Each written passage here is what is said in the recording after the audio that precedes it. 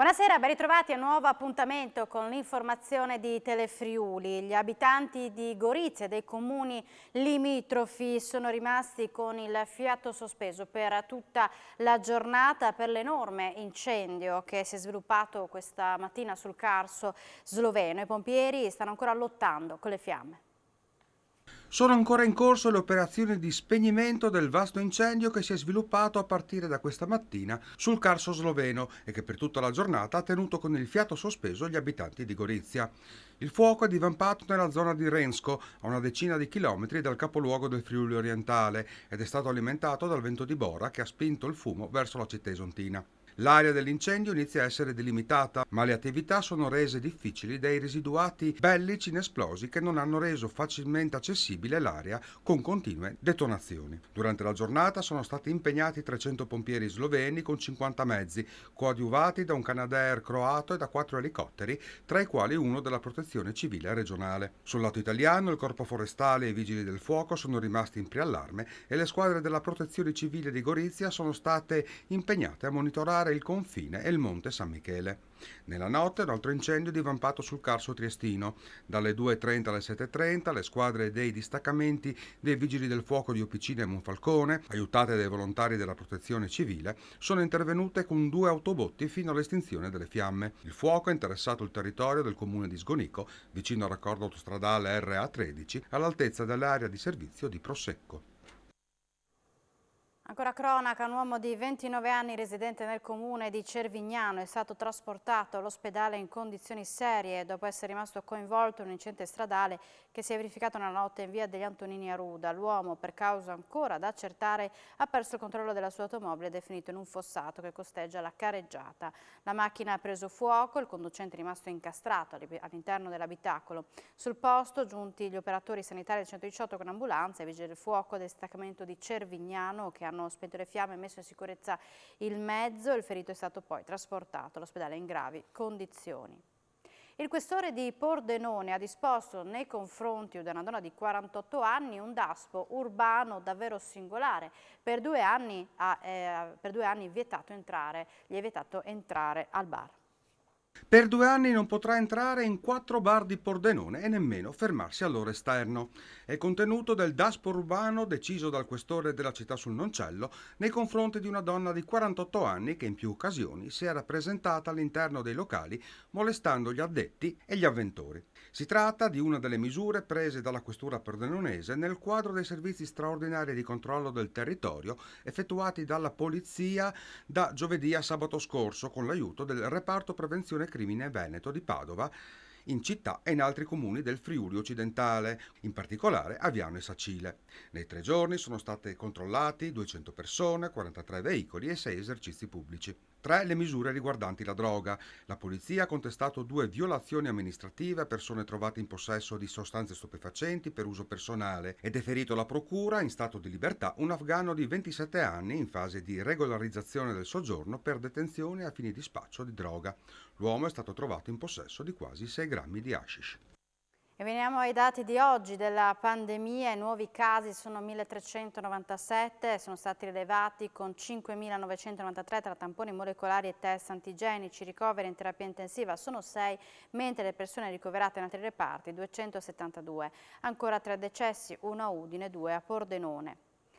Lutto nel calcio, la notte scorsa è scomparso dopo una lunga malattia Marino Mariottini, 80 anni, ex direttore sportivo di Subiano, San Sepolcro, Arezzo, Udinese e Inter. Il periodo migliore fu quello di Udine dove piazzò il colpo Abel Balbo che aveva seguito in Brasile.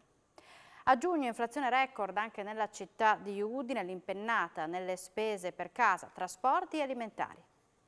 A giugno la città di Udine ha segnato un'inflazione record dell'8% su base annua, sulla scia dell'aumento dei prezzi a livello nazionale. Quella su base mensile si attesta all'1,1%, un decimale in meno rispetto alla media italiana. Lo certificano i dati definitivi elaborati dagli uffici di Palazzo d'Aronco. A pesare di più sui budget degli udinesi sono le spese per la casa, quasi il 30% in più da un anno all'altro. Le voci più importanti sono quelle del gas, più 72%, dell'energia elettrica, più 70%, e dei combustibili solidi, più 26%, con un aumento su base mensile dal 3 al 4%. Anche muoversi costa sensibilmente in più rispetto alla scorsa estate. I prezzi del trasporto segnano un più 14%, con il raddoppio dei biglietti aerei e il più 26% dei combustibili, saliti dell'8% in 30 giorni. Infine cresce anche il carrello della spesa, più 10%. Gli aumenti maggiori riguardano gli oli, più 22%, il pesce e la frutta, più 12%, e la carne, più 11%. In questa classe l'aumento più contenuto è quello del caffè, più 4,4%. Pochissimi segni meno su base annuale. A scendere sono solo i prezzi di hi-fi, TV, telefoni e computer. Scarsità di precipitazioni da mesi e caldo sopra le medie hanno portato a una situazione di siccità davvero eccezionale. I disagi si fanno sentire anche in montagna. Vi raccontiamo la storia a lieto fine di Ararat Kachikian, l'addestratore di cani da slitta che è rimasto per ore senza acqua. Era rimasto senza acqua assieme ai suoi 56 cani da slitta, di cui 11 cuccioli di 7 settimane. È la storia di Ararad Kachikian, storico addestratore di cani da slitta e allevatore di aschi che ieri nella sua scuola a Tarviso si è trovato in piena emergenza acqua. Grazie ai vigili del fuoco volontari di Camporosso. Thanks to the Fire Brigade Volunteer of Camporosso, we can fill up, possiamo riempire la nostra cisterna, our water tank here. Guardate che bravi. Look how one. Grazie, grazie di cuore. Thanks a lot, thanks to this brave man. Grazie a questi coraggiosi volontari. Una storia a lieto fine grazie all'intervento tempestivo del Corpo Pompieri Volontari di Camporosso, che con un'autobotte 4x4 hanno riempito la vasca di raccolta dell'acquedotto che alimenta la scuola e la falegnameria regionale. Svelata a Zoppola la nuova immagine della patata friulana. Nel corso del convegno organizzato dalla cooperativa produttore di patate è emerso che rimane favorevole la domanda del mercato, ma in calo la produzione. Copropa l'accento sulla patata e con questo rinnovato marchio che dopo 2 anni di fermo a causa della pandemia, la cooperativa produttori di patate del Friuli Venezia Giulia si è presentata al convegno di Zoppola per fare il punto della situazione del settore. Negli ultimi mesi la Copropa ha avviato un processo di rilancio della produzione regionale. Oggi prima si vende poi si produce. Ha introdotto Pier Vito Quattrin, presidente della Coop, che riunisce un'ottantina di agricoltori che coltivano complessivamente 120 ettari.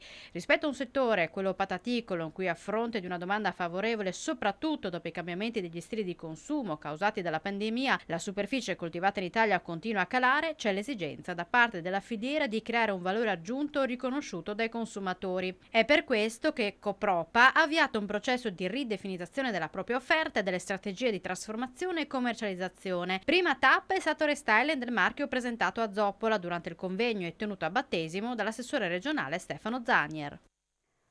Agricoltura sostenibile e mondo del sociale assieme in un progetto che vede coinvolte 2 realtà di Casarsa. Uno spumante attento non solo al rispetto ambientale ma anche ai valori sociali. Per uva, Prosecco DOC sostenibile nella sua filiera produttiva e nel packaging, la Delizia Viticoltori Friulani, guidata dal presidente Flavio Bellomo, ha affidato l'etichettatura delle bottiglie, svolta totalmente in maniera manuale, a un'altra realtà di Casarsa della Delizia, la cooperativa sociale Il Piccolo Principe, che impiega lavoratori vulnerabili o in situazioni di fragilità, come chi ha disabilità o chi ha perso il lavoro e non riesce a trovarne uno nuovo. Sappiamo che il lavoro è dignità. Avere un lavoro vuol dire avere possibilità di una vita sociale, una vita relazionale, una vita che ti permette di valorizzare le proprie capacità, qualsiasi esse siano. Una collaborazione, quella tra le 2 cooperative casarsesi, nata diverso tempo fa in alcune attività nella coltivazione della vite nell'azienda agricola La Delizia di Pantianico. Cedere rivendendo l'ombrellone prenotato nel caso il primo acquirente abbia difficoltà a sfruttare quanto già pagato, un sistema che sta funzionando in maniera crescente a Legnano. Vorrei partire da una tua iniziativa per quello che è il riposizionamento degli ombrelloni. Come si chiama? Sì, si chiama semplicemente un reselling degli ombrelloni in spiaggia, però bisogna fare un passo indietro e capire da dove nasce questo reselling, che è una proposta che abbiamo fatto ai concessionari e qualcuno chiaramente di buon grado l'ha anche applicata già da quest'anno. Sostanzialmente con la pandemia c'è stata una richiesta molto più elevata rispetto al passato, sia di unità abitative a livello stagionale e di conseguenza anche di ombrelloni stagionali o comunque per lunghi periodi. Chiaramente queste unità abitative che venivano prese per lunghi periodi o stagionali non hanno un'occupazione costante, quindi molto spesso vengono utilizzate solo durante il fine settimana o nelle periodi centrali di luglio o di agosto, quindi molto spesso la gente che andava in spiaggia trovava una situazione di tutto esaurito dovuto al fatto che c'erano meno ombrelloni per i distanziamenti, l'ordinanza che impediva l'utilizzo del bagnasciuga, eccetera, eccetera. Trovava la spiaggia piena, ma in realtà molti ombrelloni non erano occupati e quindi erano chiusi. Quindi l'idea che mi è venuta, studiando un po' anche quello che succede in giro per il mondo, in realtà non mi assumo certamente la paternità dell'idea, era quella di riposizionare e rivendere quanto non utilizzato, chiaramente con un sistema ufficiale con la collaborazione dei concessionari. Questo permette chiaramente di mettere a disposizione dei turisti un numero superiore di ombrelloni e magari anche di rientrare in qualche spesa da parte di chi l'ombrellone l'ha affittato e non può utilizzarlo. Chiudiamo con gli spettacoli e l'esibizione dell'emergente cantante Blanco a Villa Manin.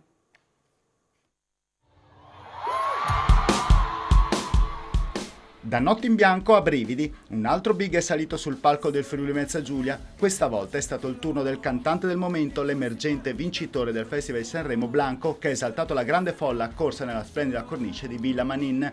Pura energia e sorprendente atteggiamento rock, questo è Blanco che quest'anno ha realizzato un numeri da record, sia col suo disco d'esordio che con i sold out dei concerti annunciati finora, oltre 11.000 biglietti venduti in soli 37 minuti per la sua prima e unica data in regione, organizzato da Vigna PR e FVG Music Live in collaborazione con Airpac FVG. Un live intenso in cui ogni canzone è stata una grande hit, cantata all'unisono dai tantissimi fan accorsi sin dalle prime ore del mattino. Con questo grande evento si chiudono gli appuntamenti di Villa Manin estate nella Piazza Tonda e proseguono invece quelli in programma nel Parco della Villa. Domani alle ore 18 si balla con D'Argent D'Amico. Noi siamo in chiusura, grazie per l'attenzione e buona serata con i programmi di Telefriuli.